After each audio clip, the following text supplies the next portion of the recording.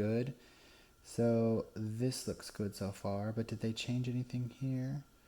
1 plus r over 1200 n. So this b looks pretty good. Yeah, so I'm going with b. So obviously this is silly.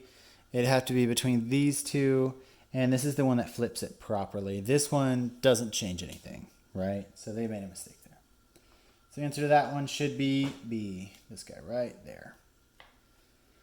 If that doesn't make any sense, you can actually do it, right? You can actually say, oh, I'm going to take the denominator and I'm going to divide it by the numerator. I won't write all this out because it's crazy.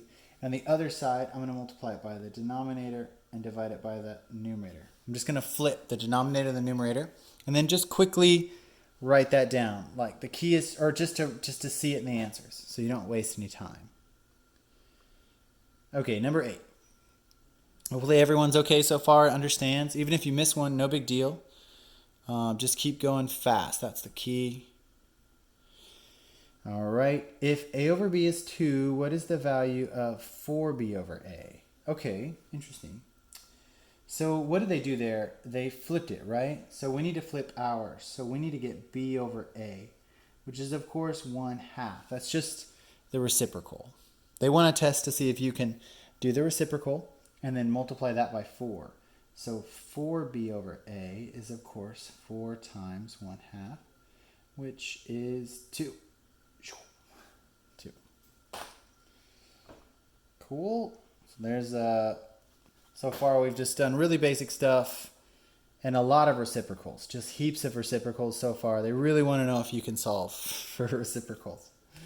Okay, so a solution problem, we've done a ton of these. This is called a system of equations. So this is a systems of equations. Okay, you have 2 x's and you have 2 y's. You're solving for the point where they intersect. Now remember, it can be really tricky where they could be parallel, they could be perpendicular, or they can just intersect in some normal pattern. So they want to know this intersection. Clearly they do, because all the answers are on this intersection. So we have a couple different ways to solve this. You can graph it, you can substitute, and you can eliminate. Now, the key is looking at it rapidly and figuring out which method you should employ here. So what would you do? Well, you can quickly, elimination's the fastest if you can do it. So is there a quick way to eliminate one of these guys? Notice they've mixed up the x's and the y's, so you can't see that fast. We could multiply everything by 3 on the bottom, and that would work out. But see, this they want to waste your time here, so you want to be extra super duper careful. This might be a really good one just to skip. So just to save time, I'll do it just to show you.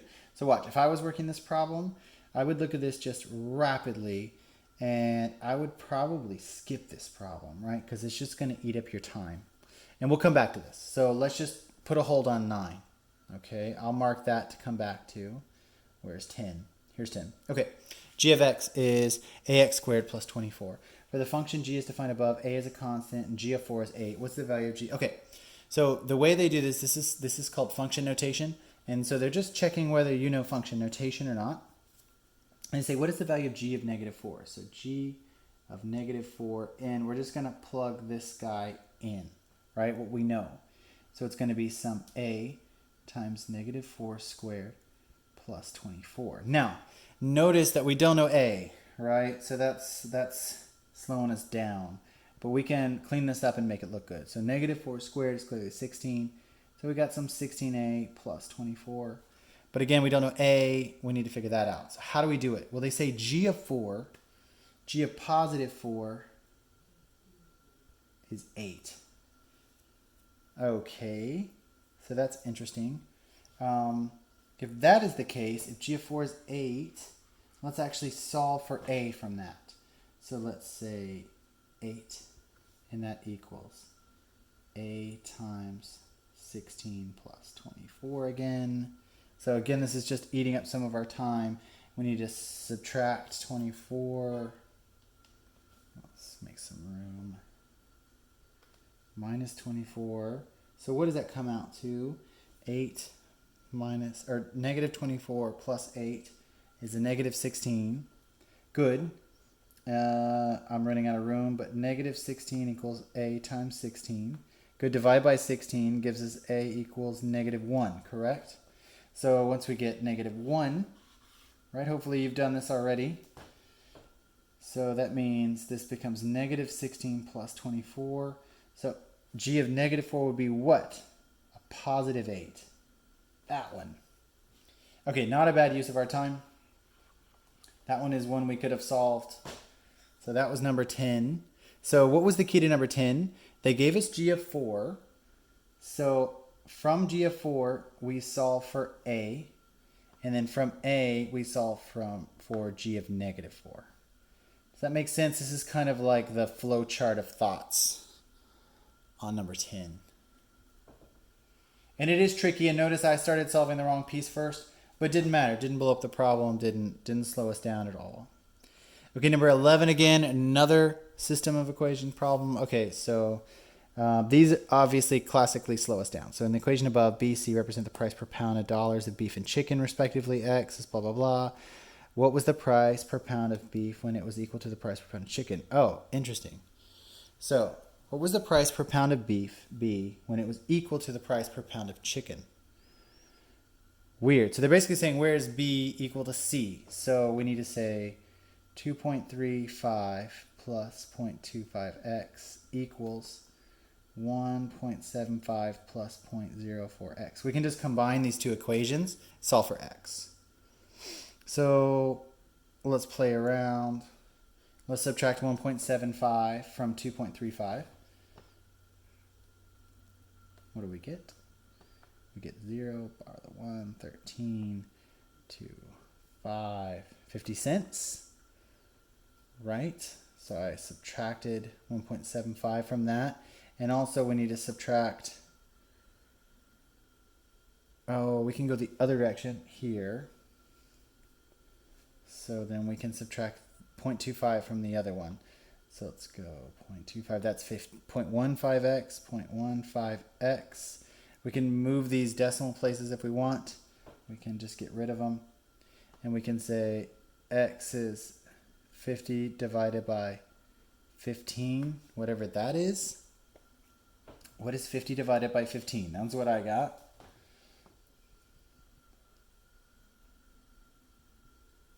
So what does that come out to? So 15, 30, 45. So it's like 3 and some change. The only one that's 3 is that one. I'll double check this answer here in just a second because I'm not actually sure if that's correct. I can double check it though. So 11 was D.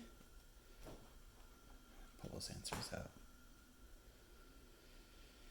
Okay, so we're into the harder ones, right? But we should still be trying on these. So 12 is a line in the xy plane passes through the origin and a slope of 1/7. Which of the following point lies on that line? Okay, so the geometry problem. You only get one of these, usually in a whole test. So it's kind of interesting that this is it. So a line in the xy plane passes through the origin. So it goes through 0, 0 with a slope. So that means a slope of 1/7. And it goes through 0, 0. Cool. Which of the following points lies on that line? So this is a hardie, but let's figure this out. It has a positive slope, right? And it's going up 7 each time. So over 1 and up 7. So let's just use intuition.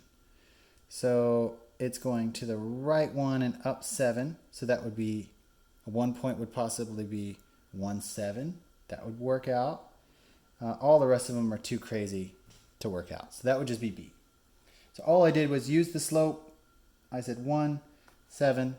And I got the location of the next point, which would obviously be 1/7, and done. So that was a good one. If you know your geometry, that's a perfect one to solve. Now we get into the super hardies.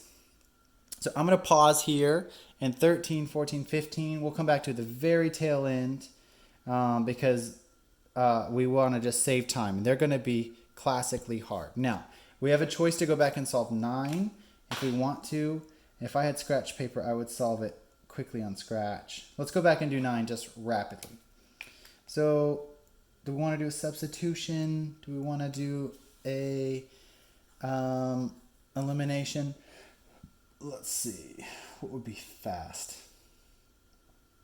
We could multiply the bottom times 2. We could divide the top. No, that doesn't work out too well. I'm just going to substitute these guys in maybe. So here's an x value. So what does x equal? X would give us a 2y plus 19. Okay, cool. And then I'll sub that into the other one. So 3 times 2y plus 19, excuse me, plus 4y equals negative 23. So sorry, this is written over other things. You'll have to excuse that. I'll just make quick work of this. 6y plus whatever 3 times 19 is, plus 4y equals negative 23. 6y, 4y, 10y. Let me get some space going. So 10y plus 3 times 19.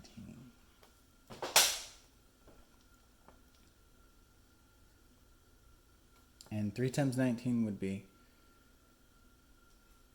let's see, 2046.